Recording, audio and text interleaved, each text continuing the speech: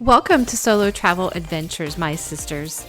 Don't let fear hold you back from traveling alone. I want you to gather your courage, listen to inspiring stories, and learn how to travel solo while safely navigating new places from this show. I'm Cheryl Esch, solo travel advocate and travel coach, and I want you to have a transformative experience when you travel solo. So pack your bags, book your flight, and check one more time for that passport.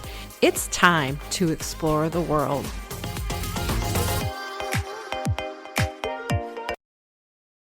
Hello, sister travelers. Have you gone on your first solo trip yet? Or maybe you are a seasoned solo traveler. Well, I'm going to share today just some benefits that maybe if you've been doing solo travel, you have forgotten about some of these things that's a positive reason to travel solo and some benefits from it. And if you're new to solo travel and you haven't quite taken that leap yet, I'd like you to consider these 7 reasons that I came up with. There are many more, but these are ones that I find are important or that I've noticed when I do solo travel that have kind of benefited me in my time, in my travels. And I still get asked, even to this day, amazed. They're like amazed that I'm going solo on a trip. And, recently, I will share later in a few more weeks, I am preparing to do the Camino, one of the Caminos. And I still get asked and surprised by people. They're surprised I'm going by myself. But we'll talk a little bit about those benefits, and I'll also share a little later, some other episodes later on, as it gets closer to my time of when I go to the Camino and how I've been preparing for it. And if that's something you're interested in doing, you can use those episodes to help you get ready. But today I'm going to talk about some benefits to traveling solo. Well, number one, this is kind of my favorite, is that you get to create your own schedule, your own itinerary, and just in general, being able to do what you want when you want. So no longer do you have to collaborate or compromise your plans and, accommodate other people in where you go, when you go, where you stay, where you go to eat. I just love this because often if I travel with other people, you are kind of compromising to accommodate, the general masses. For example, if I've ever traveled with a family, family members, a big group of family members, then you have to consider the collective. Or if you're just going with one other person, something I've run into that I prefer to travel solo because I often have a different sleep schedule than maybe someone else that I might be traveling with. So then I don't have to be pressured to fall in line with their sleep schedule, just so we can, especially if you're sharing accommodations, that makes it a little tricky, if you have a morning person versus a night person, right? So I love the fact that when I travel solo, I don't have to worry about that.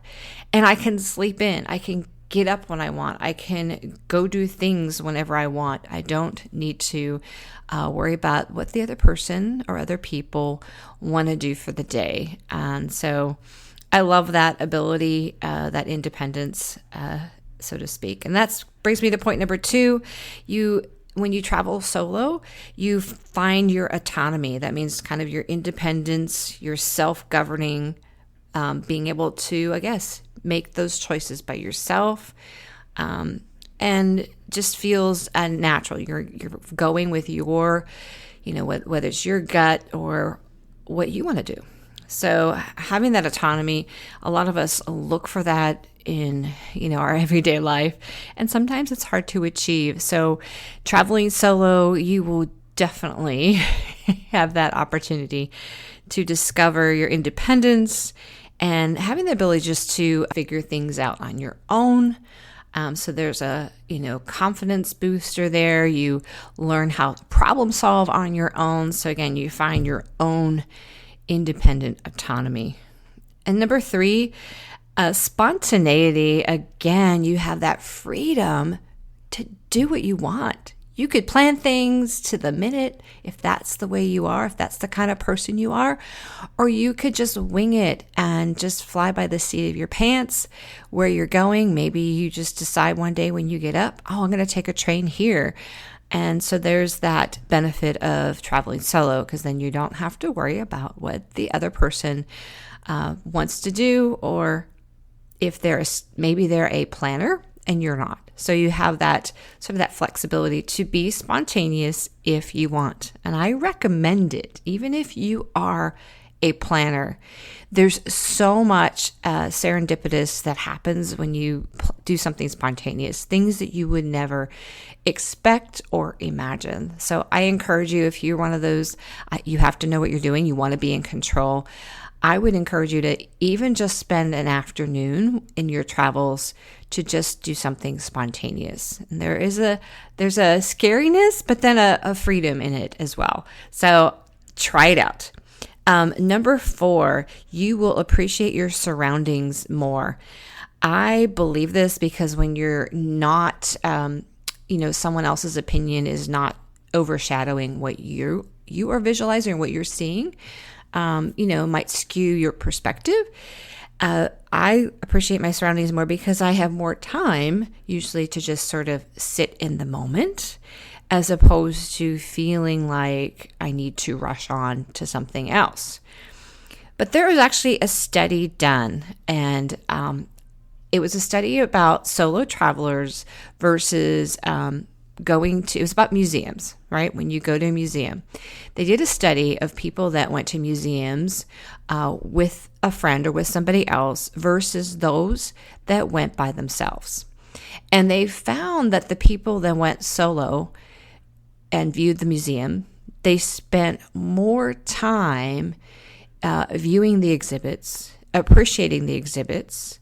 Whereas when they were with somebody else, there was a sense of rushing or just moving through without taking time to really reflect on maybe a painting or a sculpture or something that you were really enamored by, right? So when you're with somebody else, again, there's maybe that pressure to keep moving through a museum, whereas you're by yourself, you can stop at your leisure. And so the study did show that when you go to a museum by yourself, you are likely to spend more time and really observing the art exhibits. So I think in general, that tells me, you appreciate your surroundings more. And that study, specific on museums though, really does reflect that benefit of traveling solo. Number 5, I also love this one. This is some of the reason I actually travel solo, is to take care of myself, or take care of yourself. Finding maybe some rest or solitude time away, getting away from maybe the hectic lifestyle you might have, or just getting away in general to find that solitude and taking care of yourself, whether it's physically, mentally, or spiritually. Solo travel will do that. So definitely a huge benefit. That's one of my favorites to solo travel. And number 6, you will discover new things about yourself when you travel solo.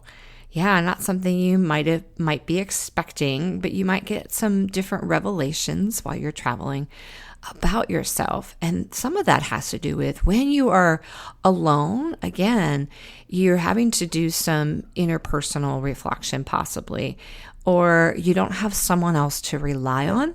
You may also discover, because you don't have anybody to rely on, that you actually know how to read maps, or you actually have a good sense of direction, but never had to really use it because maybe a spouse or a friend was always better at it, but doesn't mean you don't have that skill. So it's a great time to discover new things about yourself, whether it's something tangible that you have learned to do while you travel solo, or just something very deep interpersonal that you discovered about yourself because you are by yourself and you're alone, that you have that time to do so and no distractions usually, right?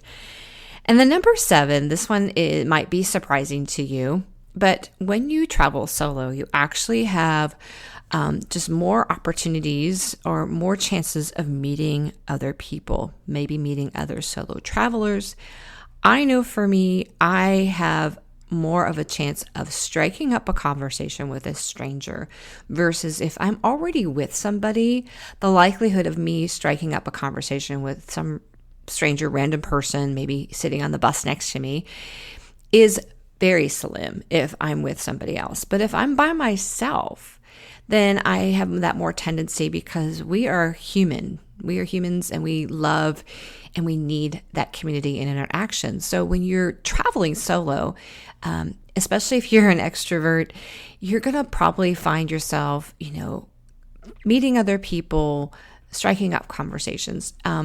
For me, it kind of gets me out of my comfort zone, trying to maybe create some conversation with somebody, maybe just asking them a question and then seeing if it leads to anything else. So it's almost like we're forced to, particularly for us introverts. And you could technically, if you really wanted to be solitary, you could not talk to anybody on your solo travels. But I do find that when you are traveling solo, there is just something in you wants to talk to people, wants to reach out. And so because we don't have anybody else to talk to with us, beside us in our group, then you're likely going to find some other people to talk to and have a conversation with. So these are 7 benefits to traveling solo that I absolutely love. But I know there are probably others. Maybe you've experienced some other benefits to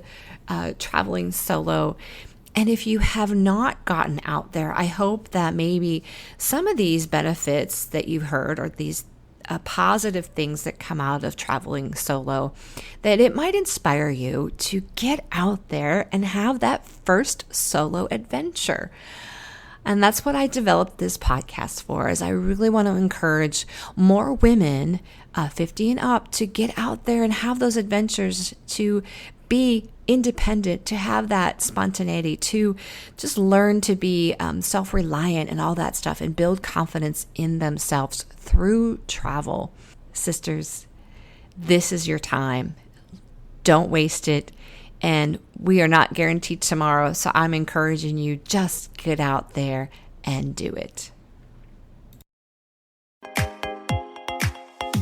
Hey, sister travelers, did this podcast inspire and encourage you or move you to get out there and travel? Wonderful. There are 3 ways you can thank me. First one is leave a written review for the show on Apple Podcast. 2, share the show with your sister travelers, your friends, your family. And 3, subscribe to the show so you never miss an episode. And thank you again for listening to the show.